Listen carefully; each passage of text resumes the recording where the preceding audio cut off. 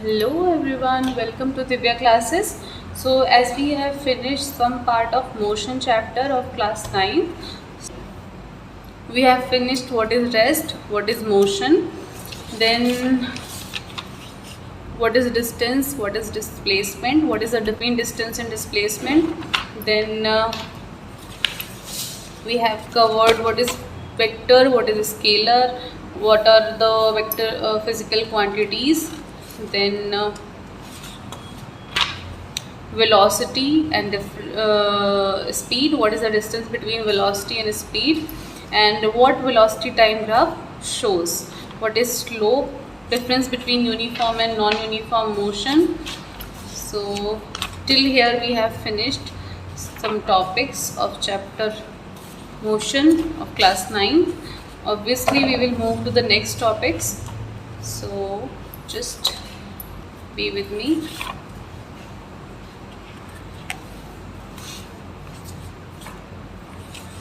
Now we will move to the next topic. So what will be our next topic? Yes, this is the question. Do you have any answer? Whenever we convert kilometer per hour into meter per second, we need to multiply some numbers. So just understand the concept. This is what? This is us, Divya classes, 9th motion. Okay. So now we will start. How would you convert kilometer, 1 kilometer per hour into meter per second? We can write 1 kilometer as in 1000 meter and 1 hour into 3600 seconds. अब आपको लगा कि ma'am ये क्या किया आपने, तो बहुत इजी किया बच्चा. 1 किलोमीटर को अगर मीटर में कन्वर्ट करते हैं तो 1000 मीटर लिखते हैं, बट अगर हम आवर्स को कन्वर्ट करते हैं तो 1 आवर में कितने सेकंड, कितने मिनट्स होते हैं 60, और 60 मिनट्स में कितने सेकंड होते हैं 60. तो मल्टीप्लाई कर देंगे तो आंसर हमारा तो यही आ जाएगा, seconds. 2 zeros cut together. Next 2 3 जा 6, 2 5 जा 10. आंसर क्या आएगा, 5/6 3 जा 18 मीटर पर सेकेंड. तो अगर हमें किसी भी किलोमीटर पर आवर को मीटर पर सेकेंड में कन्वर्ट करना है, then we need to just multiply with 5/18. अब देखो याद करने की ट्रिक क्या है कि if I am converting 18 kilometre per hour into metre per second, then metre is smaller quantity as compare to the kilometres. देखो ट्रिक है ये, कोई ऐसा लिखना नहीं है आपको कहीं पे, जस्ट ट्रिक है. किलोमीटर से मीटर पे गए तो स्मॉल नंबर पे, स्मॉल क्वांटिटी पे जा रहे हैं, तो हम ऊपर किसको मल्टीप्लाई किससे करेंगे, 5/18. 5/18 तो याद रहेगा ना, 5/18 से मल्टीप्लाई करें किसको, 18 को. तो 18 से 18 cancel, answer is 5 metre per second. ठीक है ना. In case if I want to convert metre per second into kilometre per hour, this is metre, this is kilometre. Metre छोटा है, किलोमीटर बड़ा है, तो ऊपर कौन रहेगा, 18. ऑब्वियसली 18/5 मीटर पर kilometre per our. 18/5 kilometre per our किसको कन्वर्ट करने के लिए, 1 मीटर पर सेकेंड को कन्वर्ट करने के लिए. अब एक एग्जाम्पल लेते हैं. 20 मीटर पर सेकेंड को you need to convert it into kilometre per hour, then just multiply 18/5 into 20 को कन्वर्ट कर रहे हैं, तो 5 4 जा 20, 18 4 जा 72.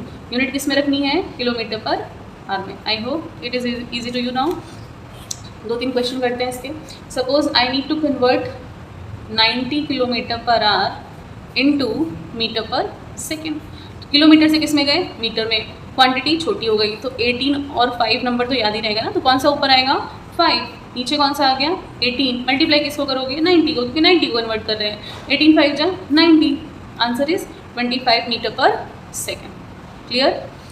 नेक्स्ट अगर मैं देखूँ तो सपोज मुझे कन्वर्ट करना है 36 किलोमीटर पर आवर. कैसे करेंगे, किससे मल्टीप्लाई करेंगे, ऑब्वियसली 5/18 से. किसको करेंगे, 36 को करेंगे. क्या आंसर आ जाएगा, 18 2 जा 36, 5 2 जा 10 metre per second.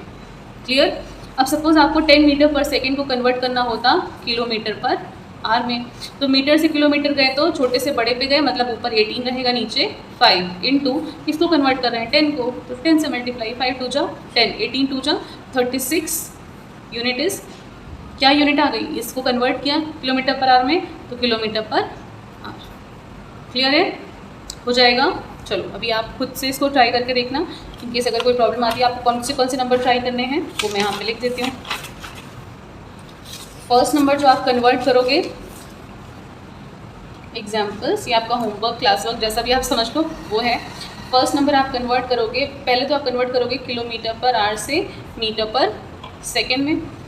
First number is 45 kilometre per hour into metre per second. Second 15 kilometre per hour to metre per second. Third 905 kilometre per hour into metre per second, ठीक है ना। और नेक्स्ट आपको ये तो हो गया आपका जब किलोमीटर से मीटर में कन्वर्ट करो, मीटर पर सेकेंड में। अब मीटर पर सेकेंड से आपको कन्वर्ट करना है किलोमीटर पर आवर में। Then the first question is for conversion is convert 72 kilometre per metre per second into kilometre per hour. Second question convert 108 metre per second into kilometre per hour. Third 324 metre per second, 324 metre per second into kilometre per hour. बहुत easy है बच्चा, बहुत आराम से हो जाएगा। बस ध्यान रखना 5 और 18 में से कौन पहले ऊपर आएगा, कौन डिनोमिनेटर बनेगा। जब छोटे में कन्वर्ट करना है तो न्यूमरेटर छोटा होगा, जब आपको बड़े में कन्वर्ट करना है, मीटर से किलोमीटर जाना है, तो larger number will be in numerator. Clear है, ठीक है ना। अब आगे बढ़ते हैं। देखो एक एनसीईआरटी का क्वेश्चन है आपके पास। क्वेश्चन इज सेइंग एक एक्सपेरिमेंट हुआ, ठीक है ना। एक एक्सपेरिमेंट हुआ, उसमें होता क्या है कि एक सिग्नल रिसीव होता है, ठीक है ना। अब सपोज ये हमारी हो गई एंटीना, हो गया। कौन सा एंटीना है ये मैम? ये है हमारी स्पेस स्टेशन, ठीक है ना। यहाँ स्पेस स्टेशन से ग्राउंड स्टेशन में एक सिग्नल आता है, ठीक है ना। सैटेलाइट्स के थ्रू एक सिग्नल रिसीव होता है, ठीक है। ये सिग्नल पहले किसको गया? हमारे सैटेलाइट्स को गया, सैटेलाइट्स ने हम तक पहुँचाया। तो during an experiment a signal from spaceship reaches to the ground station. ये ग्राउंड स्टेशन से कहाँ आया? स्पेसशिप से कहाँ पे आया? ग्राउंड स्टेशन में आया। उसके बाद आपसे पूछा ये गया है, अगर स्पेसशिप से ग्राउंड आने में इसको आपको एक टाइम बता दिया गया है, इसको जो टोटल टाइम लगा है वो लगा है 5 मिनट्स, ठीक है ना। स्पेस से जो सिग्नल आ रहे थे उसको जो टाइम लगा आने में, दैट टाइम इज़ 5 मिनट्स। तो 5 मिनट्स को अगर हम सेकेंड्स में कन्वर्ट कर लें तो कितना हो जाएगा? 5 × 60 मीन्स 300 सेकेंड्स, ठीक है ना। और जो आपको बोला गया है जो स्पीड है, speed of light, speed of light क्या होती है? Speed of light, speed of light होती है 3 × 10⁸ मीटर पर सेकेंड। ये तो याद ही कर लेना, ये आपको ज़िंदगी भर काम आने वाला है, ठीक है ना। Speed of light. अब आपको सोचना चाहिए कि मैम ये सिग्नल जो आ रहा होगा, सिग्नल है, ट्रैवल करने के लिए क्या चाहिए? कुछ ना कुछ मीडियम चाहिए। तो मीडियम के लिए कौन है हमारे पास? लाइट की स्पीड से आएगा सिग्नल, ठीक है ना। तो अगर लाइट की स्पीड से हमारे पास सिग्नल आ रहा है तो उसकी वेलोसिटी कितनी है? 3 × 10⁸ मीटर पर सेकेंड। और डिस्टेंस टाइम कितना है? 300 सेकेंड्स। तो आपको पूछा गया है what was the distance of the spaceship from the ground station. Distance, ये जो डिस्टेंस है ना, ये वाली डिस्टेंस नहीं, ग्राउंड पे पहुंचने वाली डिस्टेंस, वो कितनी है, ठीक है। तो डिस्टेंस के लिए हमारे पास एक फॉर्मूला होता है, distance upon time is speed. Speed कितनी गिवन है? 3 × 10⁸ distance is unknown and you have time, so just put the values of it. Speed is 3 × 10⁸ equals to distance, we don't know, let's study, and time is 300 seconds. d को वहीं पे रखो, इसको cross multiply कर दो तो 3 × 10⁻10 लिख सकते हैं क्या? एक 2 10 इधर वाले भी इधर ऐड हो जाएंगे। 3 3 जा 9, 9 × 10⁻10। Answer will be in metre. अब क्योंकि ये स्ट्रेट लाइन है तो ये डिस्प्लेसमेंट की तरह बिहेव करेगा, ठीक है ना। अंडरस्टैंड? Very nice. चलो move to the next question. An object travels 20 meter in 5 seconds. Then another let's suppose 20 meter in 3 seconds. Correct? What is the average speed of object? You need to find the average speed. तो formula बेटा याद कर लेना. Average speed क्या होता है? Average speed का formula क्या होता है? It is total distance upon total time. So total distance is 20 और दूसरा पहला वाला भी 20. Time is 5 + 3. Answer is 40 by 8. 8 5 जा 40. And average speed is 5 metre per second. ठीक है ना? Correct. Okay, let's move to the next topic. अब इसके जितने भी क्वेश्चन होंगे मैं आपको करा दूंगी बाद में. क्वेश्चन का मैं एक अलग सेशन ले लूँगी न्यूमेरिकल्स का. तो आगे बढ़ते हैं अपने टॉपिक पे. ये सब वो नोट्स हैं जो मैंने आपको ऑलरेडी करा दी हैं लेक्चर नंबर 1 में. जिन्होंने वीडियो नहीं देखी है आप लोग चाहिए पहले लेक्चर 1 देखिए, उसके बाद हम यहाँ पे नेक्स्ट कंटिन्यू करिए ताकि आपको क्लियर चीज़ें समझ में आएँ. और अब देख ही रहे हो वीडियो तो लाइक करो भाई, शेयर भी कर दो, सब्सक्राइब भी कर दो चैनल को अगर नहीं किया है तो. Next we have finished the topic of acceleration I think, but still let me revise. Acceleration, representation of symbol is small a. Vector क्यों निकाला? क्योंकि एक्सेलरेशन अगर अपोजिट डायरेक्शन में लगा तो रिटार्डेशन की तरह काम करता है. कैसे मैडम? ये तो बिल्कुल नहीं समझ में आया. देखो, जब ब्रेक लगाते हो, जब आप एक्सेलरेट करते हो, गाड़ी चलाते हो, एक्सेलरेट करते हो तो स्पीड बढ़ जाती है. जब ब्रेक लगाते हो तो स्पीड कम हो जाती है. तो when you are accelerating it means you can increase your speed और डिक्रीज द स्पीड और वेलोसिटी. तो एक्सेलरेशन क्या होता है? Change in velocity with respect to time. ठीक है ना? With respect to time. It is a vector quantity obviously. इसी को हम लिख देते हैं. कैसे लिखेंगे? Final velocity. भाई फाइनल क्या है? पहले क्या थी? यही तो हमारा चेंज होगा विद रिस्पेक्ट टू टाइम. ठीक है ना? फिजिक्स में 9th में फाइनल वेलोसिटी को हमेशा v से दिखाया गया और इनिशियल को u से, टाइम को t से. तो a = v - u/t. ठीक है ना?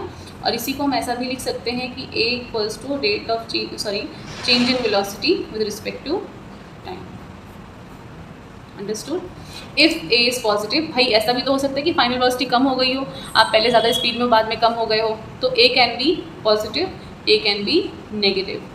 If A is positive then velocity increases, if negative then velocity decreases. और इसी को हम क्या बोलते हैं जब नेगेटिव होता है तो? रिटार्डेशन. ठीक है ना? नेक्स्ट आगे बढ़ें.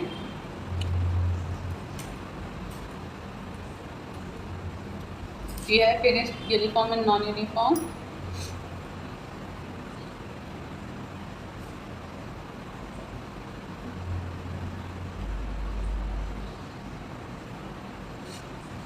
चलो एक ग्राफ बनाते हैं. किसका ग्राफ बनाएंगे ma'am?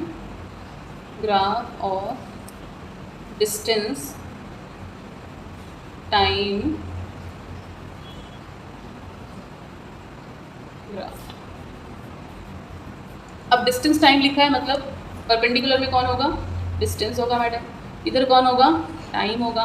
Time always will be in seconds, distance will be always in kilometre और you can say in metres. ठीक है ना? अब आपको साइड में एक टेबल भी दे दी गई है. क्या टेबल है? टाइम आपको गिवन है और डिस्टेंस भी आपको गिवन है कि टाइम बढ़ने से डिस्टेंस में क्या चेंजेस आ रहे हैं. तो जब 0 सेकेंड था तो भाई डिस्टेंस भी 0 ही होगी. जब टाइम ही नहीं बढ़ा तो डिस्टेंस कहाँ से बढ़ जाएगी? आपको कोई बोलेगा 0 सेकेंड पे आप कहाँ पे थे? 0 सेकेंड तो शुरू ही होता है. फिर नेक्स्ट अगले 5 सेकेंड्स में आप कहाँ पे आ गए? 7 किलोमीटर्स आ गए और 7 मीटर्स. इसको मीटर लिख लो, इसको सेकेंड लिख लो. ठीक है, ताकि हमारा दोनों काम हो जाए, वेलोसिटी वाला भी. नेक्स्ट 10 सेकेंड्स में आप कहाँ आ गए थे? 14.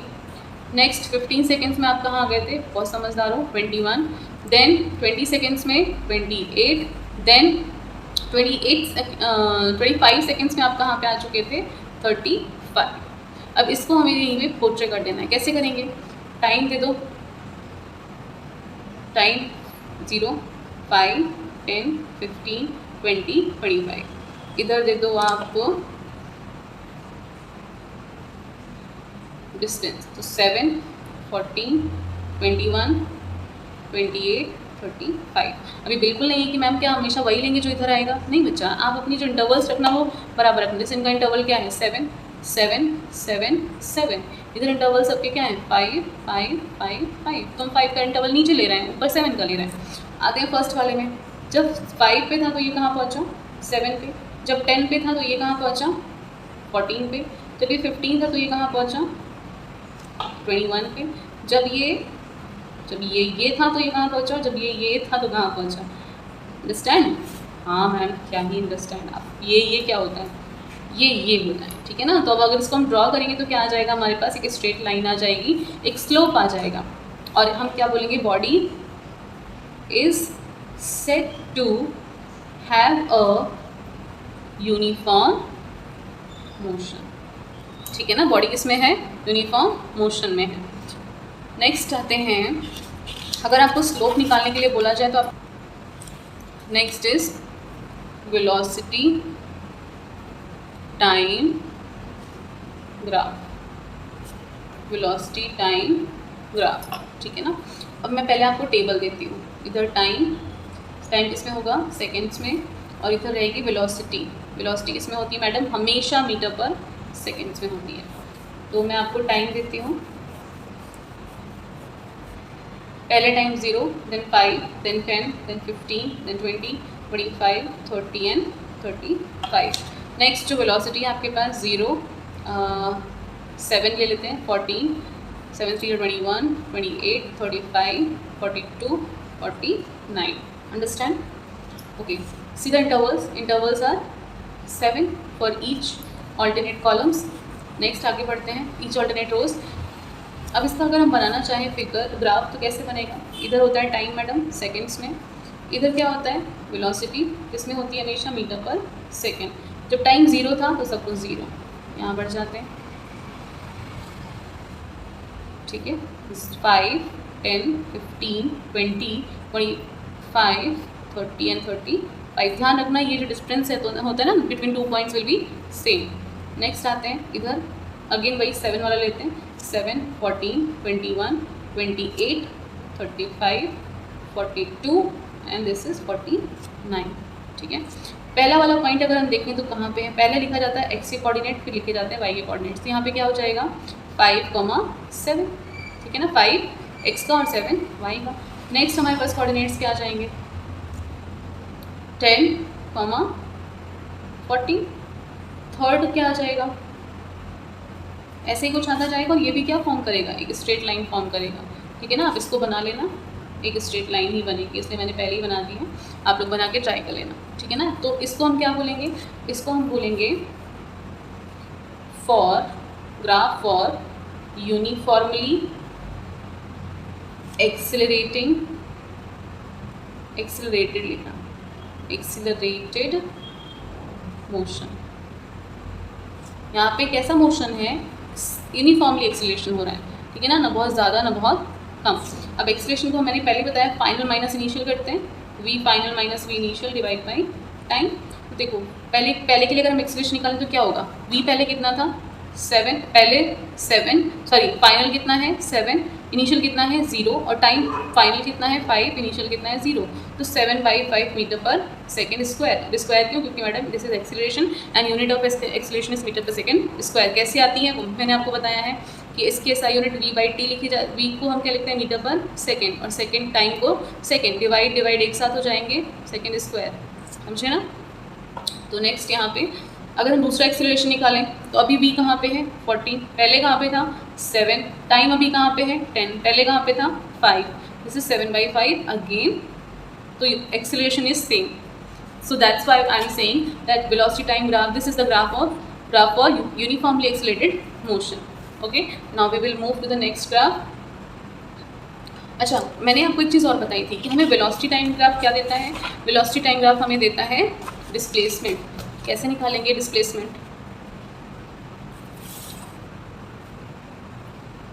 वेलोसिटी टाइम ग्राफ,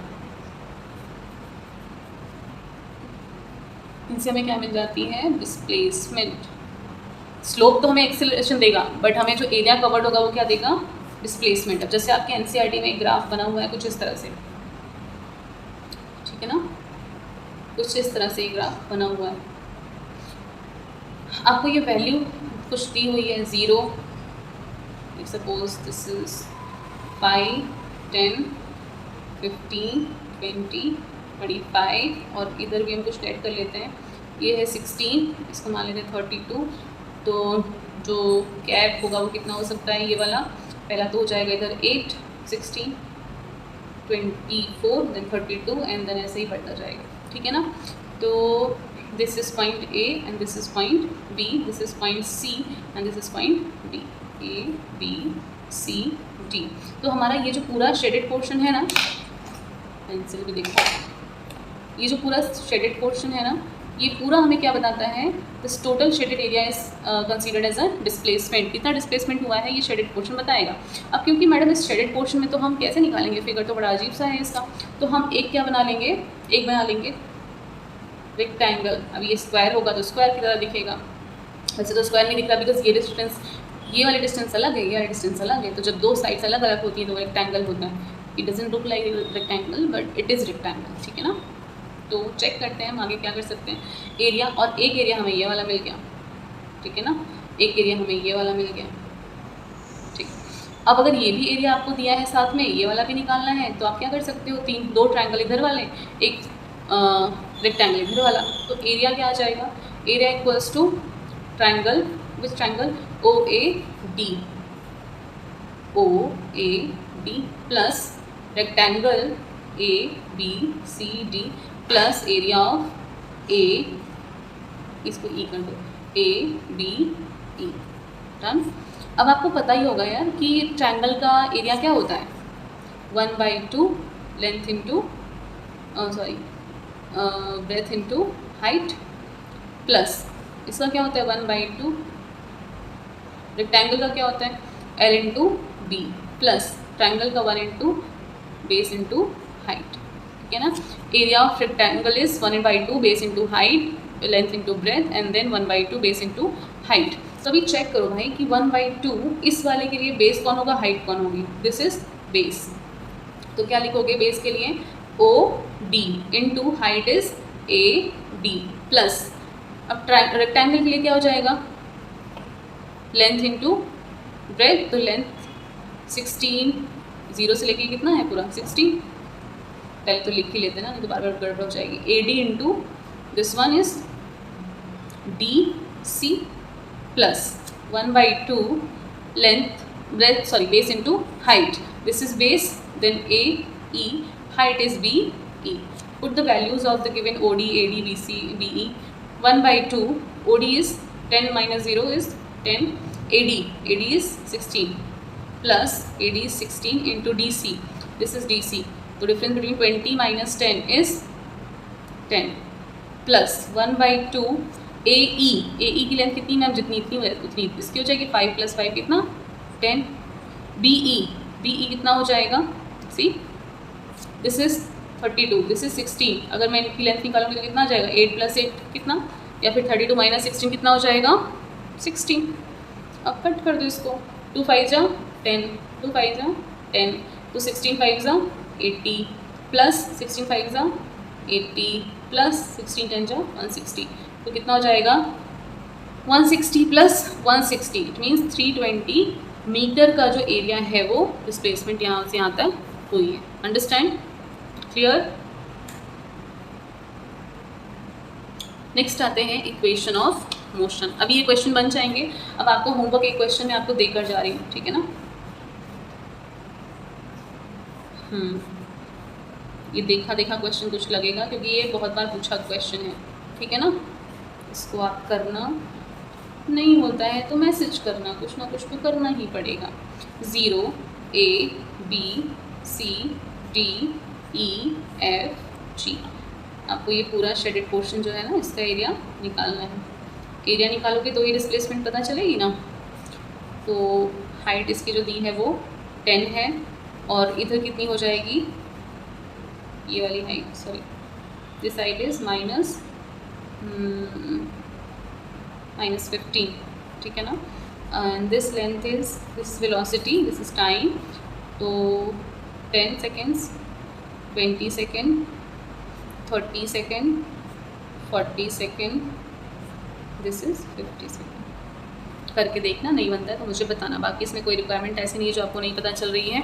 आप यहाँ पे देखो, अगर हम ये वाला पहले आप क्या करना, take this triangle separately, then this rectangle separately, then the another triangle and then the last triangle, ठीक है ना। जब डिस्टेंस निकालोगे तो सारे एरिया को प्लस करोगे, बट जब डिस्प्लेसमेंट निकालोगे तो जो हमारा नेगेटिव वाला होगा उसको, जो नीचे होगा वो माइनस में जाएगा। अंडरस्टैंड, इसको करना, ठीक है। अदरवाइज मेरा जो न्यूमेरिकल वाला सेशन होगा उसमें तुम्हें क्वेश्चंस करा ही दूंगी आपको, ठीक है ना। Next move to the equations of motion. Equations of motion.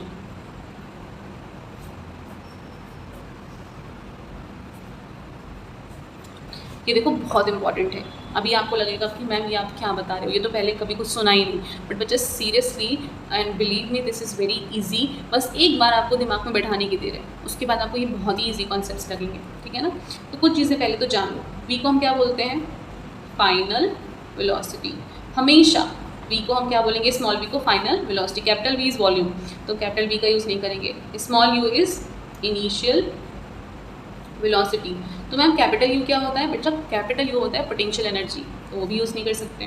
Then acceleration, acceleration is small a, और एक्सेलरेशन में भी हम नहीं यूज़ कर सकते हैं capital, because capital is area, ठीक है ना। Then time, small t, time. Capital T temperature को बताता है ना, इसलिए हम कैपिटल ले लेंगे। Next is displacement, small s, capital is S is speed, ठीक है ना। तो पहली इक्वेशन है हमारे पास v equals to u plus a t, this is the first equation of motion. Second क्या है, s equals to u t plus half a t square, and third equation is v square minus u square equals to 2as। These three equations are the most important equations of your physics chapter in class 9th, class 10th, class 11th, class 12, ठीक है ना।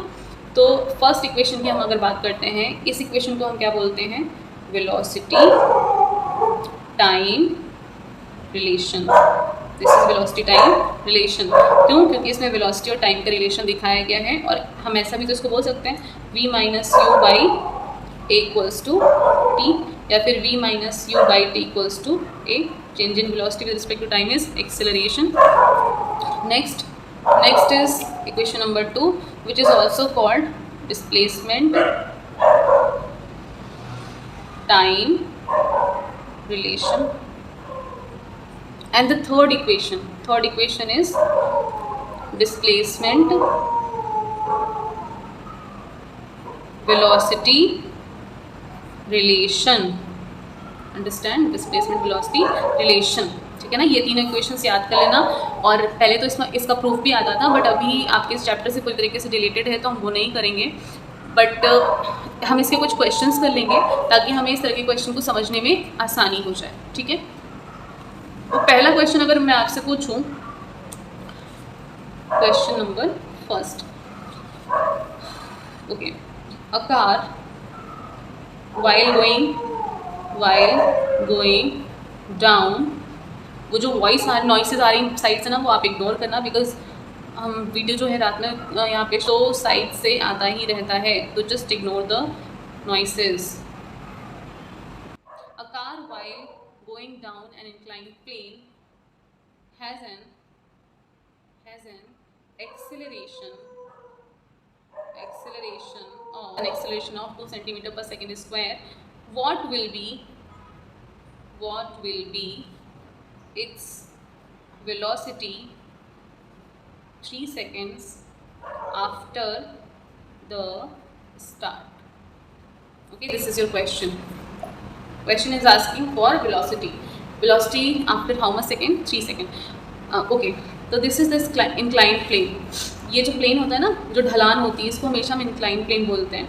और एक car है जो किधर आ रही है, नीचे की साइड आ रही है, ठीक है ना। अब जब ये कार नीचे आ रही है तो उसके पास खुद का एक एक्सीलरेशन हो जाएगा। कितना एक्सीलरेशन है इसका, 2 सेंटीमीटर पर सेकेंड स्क्वायर, ठीक है ना, ये क्या है, एक्सेलरेशन।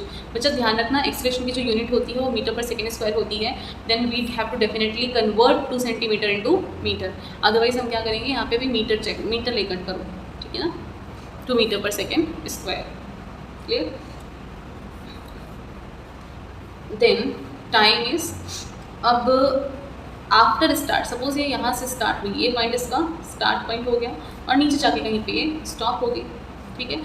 अब ध्यान देना, अगर क्वेश्चन में स्टार्ट वर्ड दिया है तो इसका मतलब है इनिशियल वेलोसिटी 0 कह रहा है, और अगर क्वेश्चन में स्टॉप होने को बोला है मतलब फाइनल वेलोसिटी 0 हो रही है, तो हमें ये वर्ड मिल गया, this is the keyword of your question, start. तो means u is 0, initial velocity obvious सी बात है, यहाँ से शुरू कर रही तो u इज़ 0, और v के पास तो कुछ ना कुछ वेलोसिटी आ ही गई होगी क्योंकि एक्सेलरेशन है, बढ़ गई है।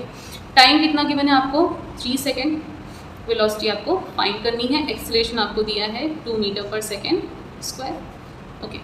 सो आपको निकालना वेलोसिटी है, वेलोसिटी टाइम का रिलेशन आपको कहाँ से मिलता है, इस वाले से, तो यहाँ से निकालेंगे भाई।